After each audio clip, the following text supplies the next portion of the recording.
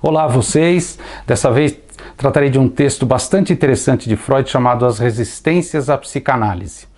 Bem, como o próprio título já diz, Freud sempre se interessou em verificar por que sua invenção, a psicanálise, causava tanta resistência no humano, no ser humano. Afinal, ela de alguma maneira transformou a visão que o homem tem de si. Então, nesse texto, Freud começa dizendo que a psicanálise é algo novo e o ser humano, via de regra, não tem abertura para o novo. Ou seja, o ser humano, de alguma maneira, resiste ao que é novo.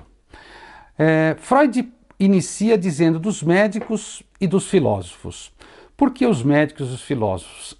Essas duas profissões, evidentemente, existiam antes dos psicanalistas, detinham explicações causais para o que acontecia em relação à vida humana. Os médicos, obviamente, e principalmente nessa época, devido às questões, podemos chamar de biológicas ou organicistas, e Freud as chamava de mecanicistas. Olha que interessante, como se a vida humana fosse algo mecânico, algo da ordem de uma compreensão mais linear. Já os filósofos entendiam que toda e qualquer experiência subjetiva derivasse da mente, ou seja, da consciência.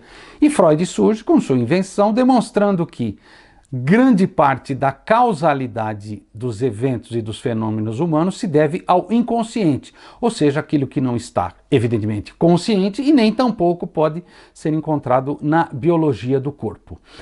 Freud finaliza o texto dizendo que, talvez, além da grande novidade que a psicanálise trazia, responsabilizando o humano pelo seu mal-estar, provavelmente haveria um outro elemento que talvez devesse ser levado em conta. Freud era um judeu e judeus na época eram perseguidos por suas produções artísticas, científicas e culturais, ou seja, estávamos em plena época de antissemitismo. Esse é um texto interessante para quem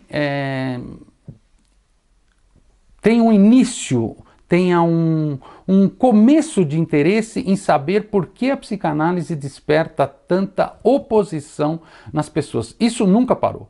Livros e textos que criticam Freud existem até hoje. Então é interessante pensar como Freud já visualizava isso na década de 20. Então recomendo esse texto a todos que se interessam pelas críticas à psicanálise.